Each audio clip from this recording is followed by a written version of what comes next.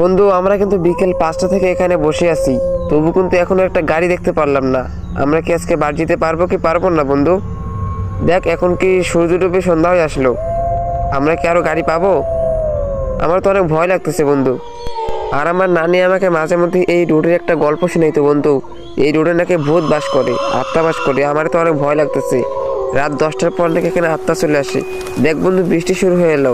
চলে এদিকে একটা ঘর আছে, এই ঘরটার মধ্যে লুকিয়ে পড়ি। বৃষ্টি থেমে গেলে না হয় চলে যাব।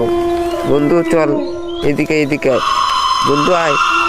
দোস্ত, আমারও তো অনেক ভয় লাগতেছে দোস্ত, আমারও তো অনেক ভয় লাগতেছে। আমার নানিও তো আমার একটা গল্প শোনাইতো। দেখ দোস্ত, বৃষ্টি কিন্তু থেমে গেছে, এখনো তো একটা গাড়ি আসলো না, আমরা যাবো কি করে বন্ধু? বন্ধু আর কিছুক্ষণ অপেক্ষা করি, যদি কোনো গাড়ি আসে তাহলে গাড়িতে চলে যাব, না হলে হেঁটেই যেতে হবে বাড়িতে বন্ধু। এখানে বেশিক্ষণ